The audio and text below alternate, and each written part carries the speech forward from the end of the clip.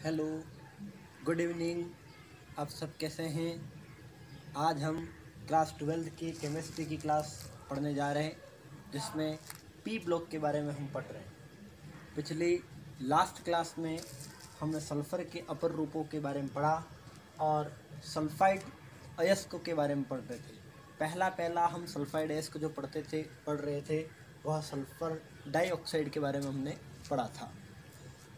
यह क्लास आपके लॉकडाउन में घर बैठे आपको प्रोवाइड की जा रही है। क्लास यदि आपको अच्छी लगे तो आप उसे लाइक और सब्सक्राइब करें।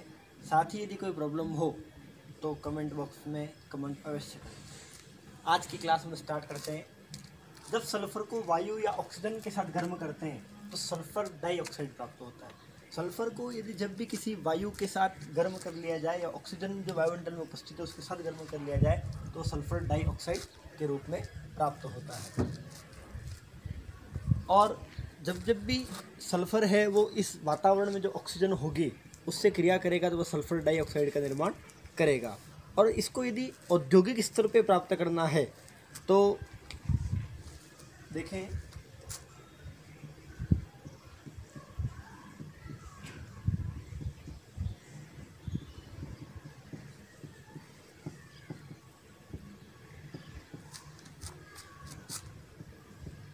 सल्फाइड अयस्कों के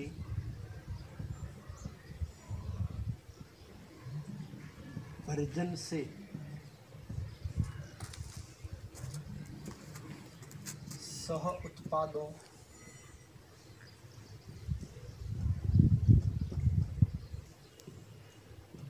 से प्राप्त किया जा सकता है।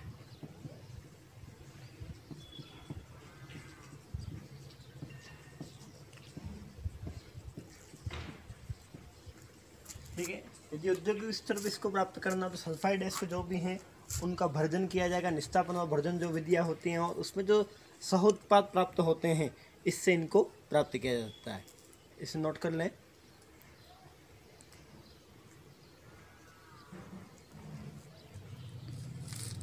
अब हम पढ़ेंगे आगे इसकी प्रॉपर्टीज के बारे में, गुणधर्म। उसमें देखें, सल्फर डाइऑक्साइड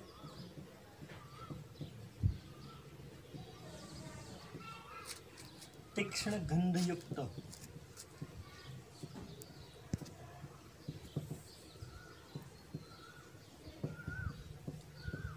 रंगहीन गैस है।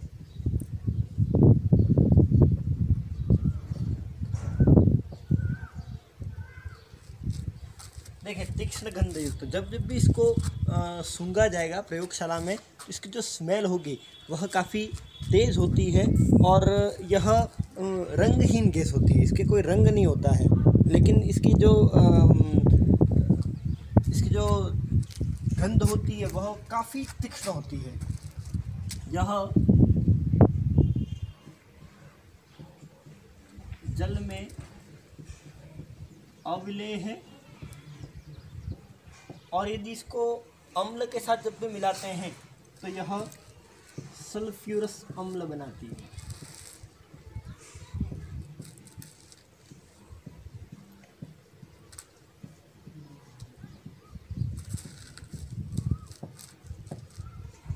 ठीक है, ये इसकी प्रॉपर्टी है। सल्फर डाइऑक्साइड तीक्ष्ण गंधयुक्त रंगहीन गैस है और यह जल में अविलेय है और यह सल्फ्यूरस अम्ल का निर्माण करती है।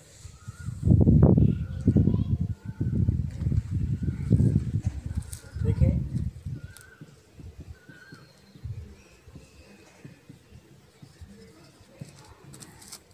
इस प्रकार से तो यह इसकी प्रॉपर्टीज़ होगी कि यह इस प्रकार से होती है।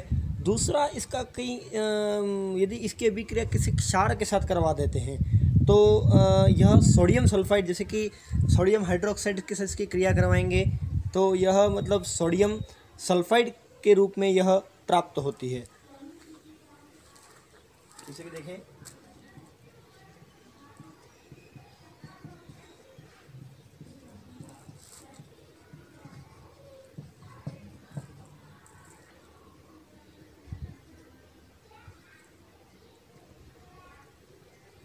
और जल मुक्त होता है। बैलेंस देख लें, H2, ठीक है। और इसको कहेंगे सोडियम सल्फाइड।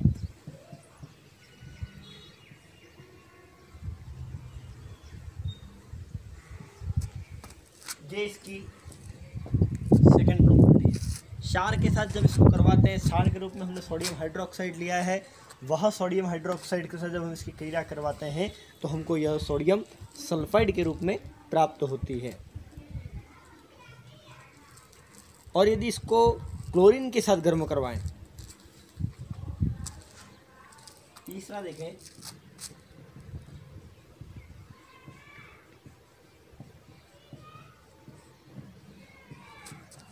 चारकोल की उपस्थिति में क्लोरीन के साथ गर्म करने पर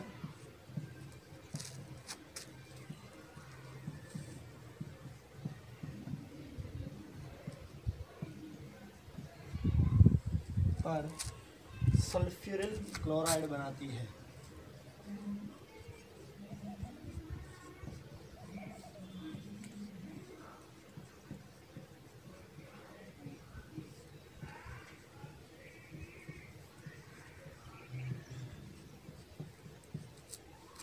चारकोल की उपस्थिति में यदि इसको गर्म किया जाए, किसके साथ? क्लोरीन के साथ, तो यह किसका निर्माण करेगी? सल्फ्यूरिल क्लोराइड का। मान लो यदि हम सल्फर डाइऑक्साइड लेते हैं और क्लोरीन के साथ गर्म करवाते हैं चारकोल की उपस्थिति में, तो आप देखें चारकोल है, क्लोरीन ले लो और सल्फर डाइऑक्साइड ले लो, क्लोरीन ले लो और उसको चारकोल की उपस्थिति में गर्म करवाओ,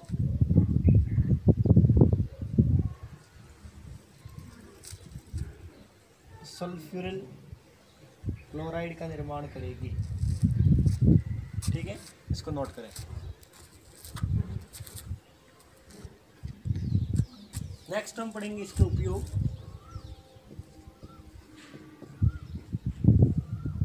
उपयोग में देखिए, फर्स्ट इसका उपयोग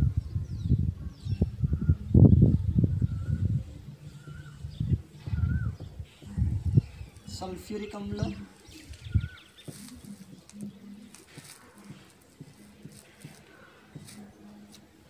सोडियम हाइड्रोजन सल्फाइड,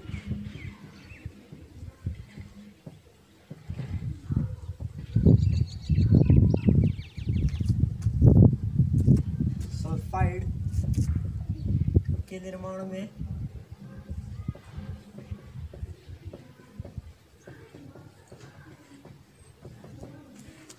दूसरा प्रशीतक के रूप में,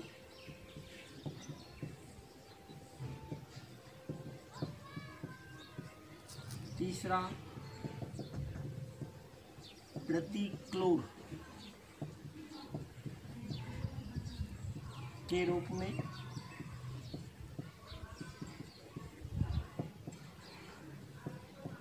इसका उपयोग सल्फ्यूरिक अम्ल का सोडियम इसका उपयोग सल्फ्यूरिक अम्ल या सोडियम हाइड्रोजन सल्फाइड के निर्माण में भी कर सकते हैं, प्रशीतक के रूप में भी कर सकते हैं और प्रतिक्लोर के रूप में भी इसका उपयोग कर सकते हैं और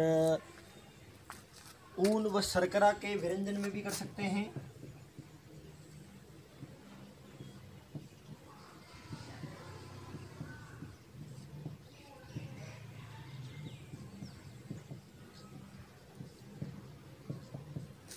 ऊन या शर्करा के व्यंजन में कर सकते हैं। प्रतिक्लोर शब्द का अर्थ होता है परिरक्षक। जैसे कि आपको पता है कि अचार खराब हो जाता है तो उसको मतलब नहीं है, नमक का घोल इसमें अधिक मात्रा में नमक डाल करके या तेल में डाल करके उसको डुबाया जाता है तो वह खराब नहीं होता है। इसी प्रकार से प्रतिक्लोर एक परिरक्षक के रूप में इसका यूज़ होता है। तो इसके चार उपयोग हैं: सल्फ्यूरिक अम्ल का सल्फ्यूरिक अम्ल सोडियम हाइड्रोजन सल्फाइड के निर्माण में, प्रशीतक के रूप में, प्रतिक्लोर के रूप में, ऊन और शर्करा के विरंजन में। ये इसके मतलब इसका यूज़ होता है। और एक और आता है पेट्रोलियम के शुद्धिकरण में। शर्करा रेशम के विरंजन में, रेशम को धोया जाता है, शर्करा को नहीं। पेट्रोलियम या शर्करा के निर्माण में।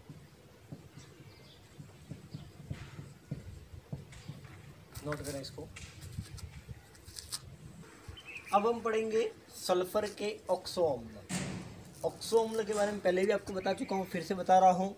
ऑक्सो अम्ल किसको कहते हैं? यदि किसी तत्व के साथ एक तरफ हाइड्रोजन जुड़ा हुआ हो या एक तरफ ऑक्सीजन जुड़ा हुआ हो, दोनों एक साथ जुड़े हुए हो तो उसको कहा जाता है ऑक्सो अम्ल। कुछ ऑक्सो अम्लों के बारे में दे रखा है। फर्स्ट H2SO3 हमने पढ़ा था, यदि ऑक्सीजन के अणु 3 हो तो पीछे अस लगता है, इसका नाम आएगा सल्फ्यूरस अम्ल। इसके ऑक्सीकरण अंक होता है +4। पहले भी आपको बताया गया ऑक्सीकरण अंक निकालने की विधि। और इसका जो स्ट्रक्चर होगा, एक ऑक्सीजन डबल बॉन्ड से जुड़ा हुआ होगा, बाकी दोनों सिंगल बॉन्ड से जुड़े होंगे। ठीक है। दूसरा H2SO4, जब एक ऑक्सीजन बढ़ जाता है तो उसका नाम हो जाता है सल्फ्यूरिक अम्ल।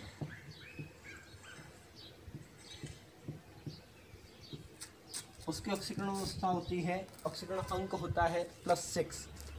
ठीक है। और इसमें जो ऑक्सीजन होते हैं वो दोनों ओर से डबल बॉन्ड में जुड़े होते हैं, या इस स्ट्रक्चर को आप इस तरह से नहीं बना करके इस प्रकार से भी बना सकते हो।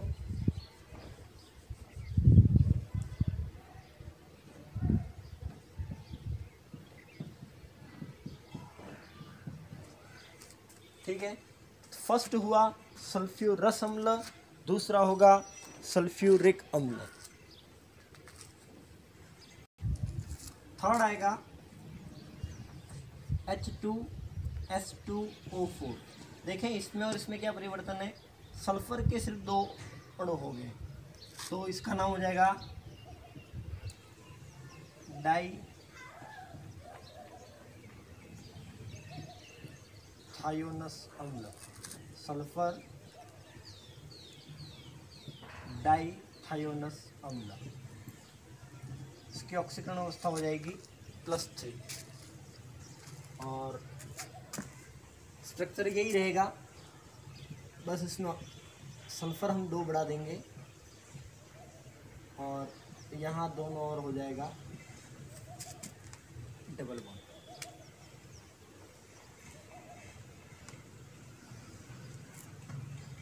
ओके। नेक्स्ट 4 हमने पढ़ा था, जब किसी मेन जो H2SO4 है इसको हम 2 टाइम करके उसमें से H2O निकाल देते हैं तो ये होता है H2S2O7। 2 टाइम करके उसमें से H2O लेस करने की विधि जो है उसको बोलते हैं H2S2O7 और उसको कहा जाता है पायरो। ठीक है।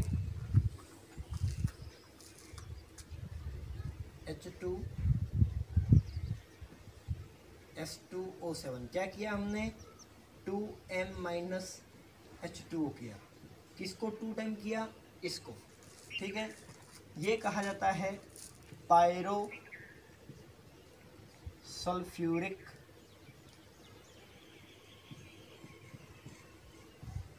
अम्ल और इसको कहा जाता है दूसरा नाम इसका जो है ओलियम।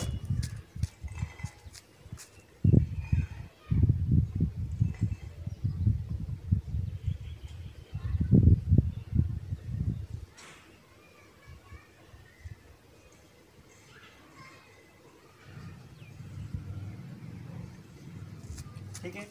H2S2O7 और इसका नाम होता है पायरोसल्फ्यूरिक अम्ल और इसका जो दूसरा नाम है वो होता है ओलियम। अब इसके स्ट्रक्चर में देखें,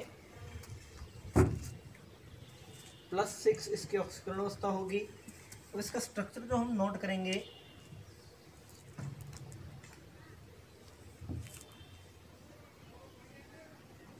दो सल्फर हो जाएंगे।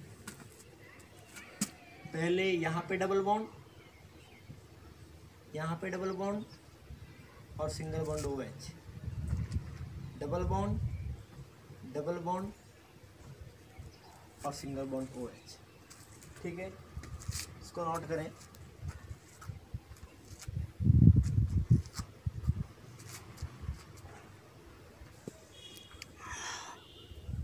मोठं घर हा तिकडे काय मोठं घर आहे आदमी उभं आहे। एक मिनिट करा बरं सोरी उभी आहे होटलं मोठं घर आहे क्या पण चालेल ना कलर आपल्या किराया प्रमाणे होतो हां घर आहे। अच्छा आपण भगुरेश्वर भव्य मिले थे कलर ने हाँ ये रोज से धो गए बेरी कुवैत में पर्सनल लो है हाँ पेट्रोल पंप है महीना नहीं आए कम से कम 2-5 लाख रुपया। घर कितना मोटा है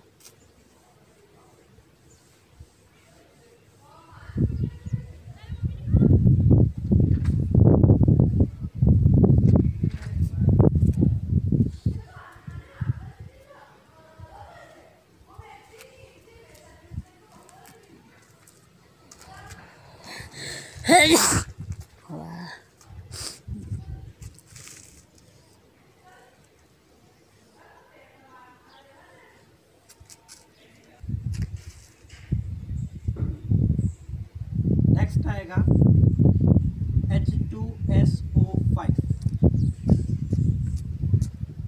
पर ऑक्सो मोनोसल्फ्यूरिक अम्ल।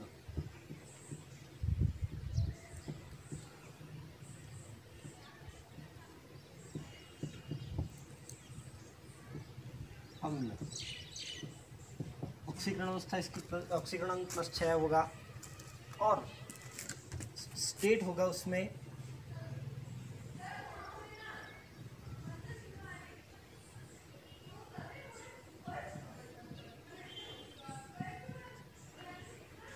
दो तो 4 और 5।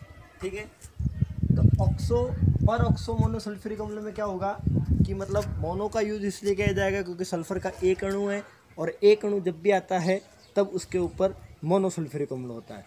यदि सल्फर के 2 अणु ले लेंगे तो 2 अणु में मतलब क्या होगा, दोनों अणु में डाई आ जाएगा। दूसरा देखें H2S2O8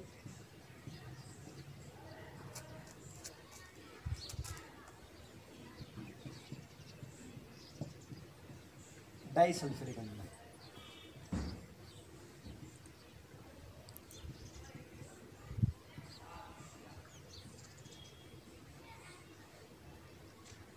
वही इसकी ऑक्सीकरण अवस्था +6 आएगी और इसमें कुछ इस प्रकार से बनेगा।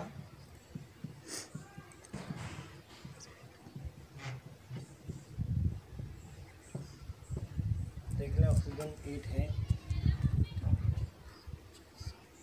ठीक है, तो ये हो गया पर ऑक्सो डाइसल्फ्यूरिक अम्ल, इसको नोट करें।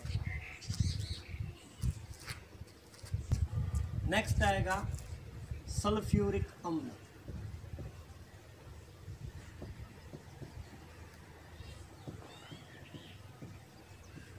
सल्फ्यूरिक अम्ल के बारे में देखें, इसका निर्माण किस प्रकार से किया जा सकता है। वैनेडियम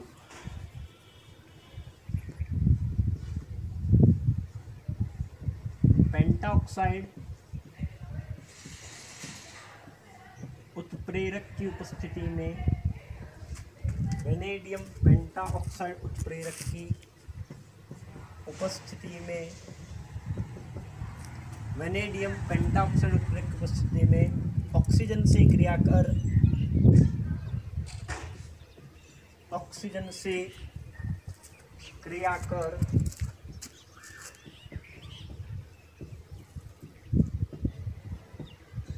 SO2 को SO3 में परिवर्तित किया जा सकता है।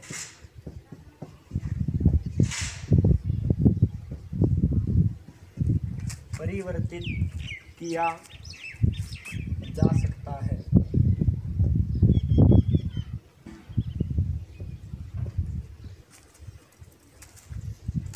2SO2 की अभिक्रिया ऑक्सीजन के साथ करवाएं, V2O5 वेनेडियम पेंटाऑक्साइड, तो ये बनेगा 2SO3।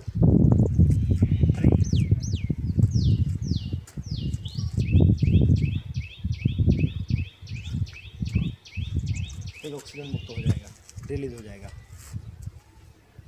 V2O5 वेनेडियम पेंटाऑक्साइड उत्प्रेरक की उपस्थिति में यदि यह हम अभिक्रिया करवाते हैं तो 2SO3 प्राप्त होता है। साथ में इसकी जो ऊर्जा मुक्त होगी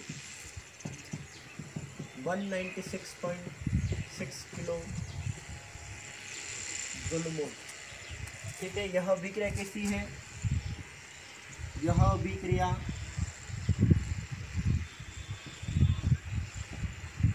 उत्क्रमणीय व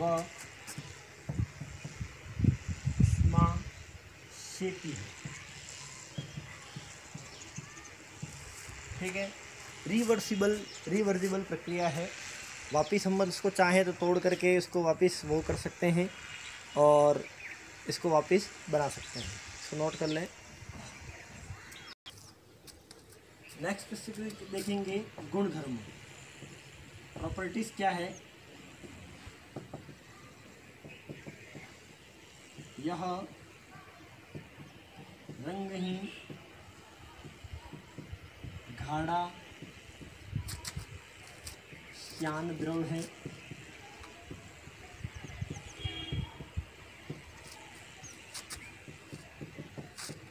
यह प्रबल निर्जल कारक है।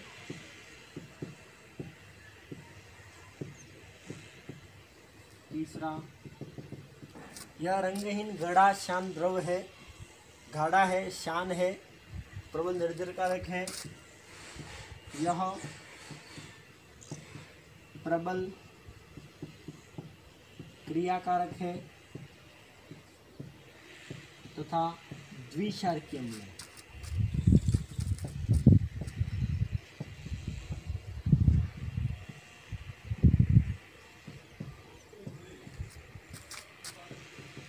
यह जल में घुलनशील होने के कारण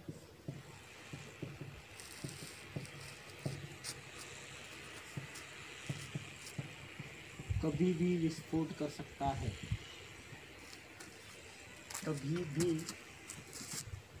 विस्फोट उत्पन्न कर सकता है।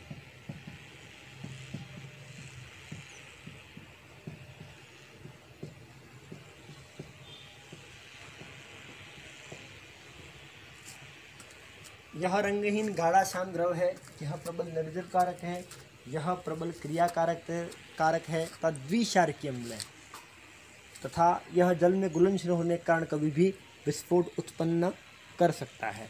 इसके गलनांक और क्वथनांक की बात की जाए तो गलनांक होता है 28.3 केल्विन तथा क्वथनांक 611 केल्विन होता है। ये इसके गुणधर्म है, इसको नोट कर लें।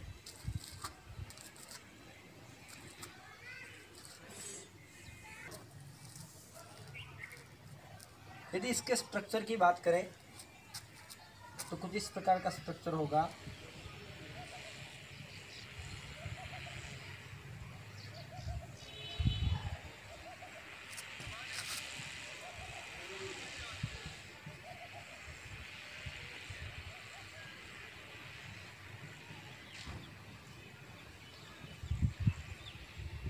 यह आपस में इस प्रकार का बना है। एस डबल बॉन्ड और दोनों ओर जुड़ेगा, यह भी डबल बॉन्ड और दोनों ओर जुड़ेगा और OH का सिंगल अणु आपस में कनेक्ट हो जाएगा। इसे नोट कर लें। ये उपयोग पहला इसका जो उपयोग होगा सल्फ्यूरिक अम्ल का, वह होगा उर्वरक के उत्पादन में, उर्वरकों के उत्पादन में। जैसे कि अमोनियम सल्फेट,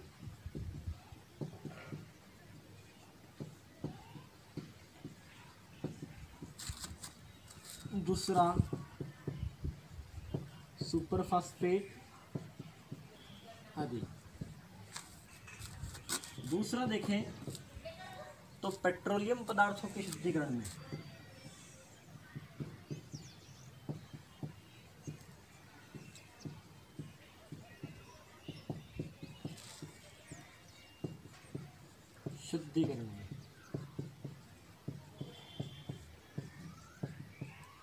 तीसरा प्रयोगशाला अभिकर्मक के रूप में।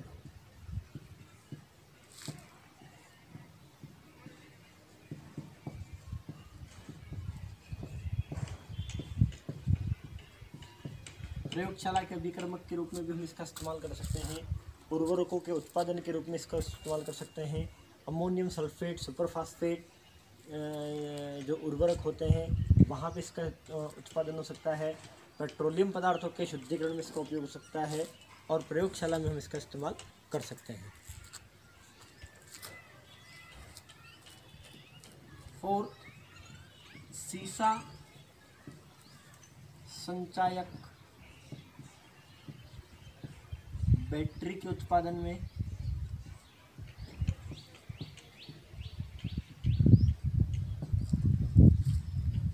पांचवा नाइट्रो सेलुलोज के निर्माण में, छठा धातु कर्म के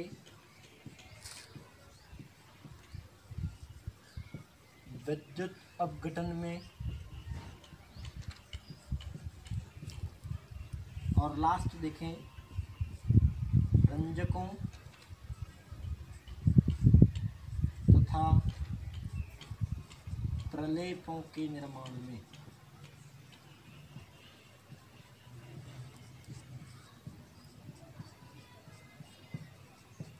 एक बार वापस रिपीट कर दें। इसका उपयोग उर्वरक जो खाद होती है उसमें अमोनियम सल्फेट या सुपरफास्फेट जैसी जो खादें होती हैं उसमें इसका उपयोग करते हैं। दूसरा पेट्रोलियम पदार्थों के शोधन या उसके शुद्धिकरण में। प्रयोगशाला अभिकर्मक के रूप में प्रयोगशाला में इसका इस्तेमाल किया जाता है। सीसा संचायक बैटरी के उत्पादन में इसका उपयोग करते हैं। नाइट्रोसेलुलोज के निर्माण में इसका उपयोग करते हैं। धातु कर्म के विद्युत अपघटन में इसका उपयोग करते हैं और रंजकों तथा प्रलेपों के निर्माण में इसका उपयोग किया जाता है। इस प्रकार से यह सल्फ्यूरिक अम्ल कंप्लीट हुआ। कल हम ग्रुप 17 के बारे में डिस्कस करेंगे और उसके बारे में पढ़ाई करेंगे। आज का वीडियो आपको अच्छा लगता है तो इसे लाइक करें, सब्सक्राइब करें और साथ ही यदि कहीं प्रॉब्लम हो तो कमेंट बॉक्स में कमेंट अवश्य करें। Thank you.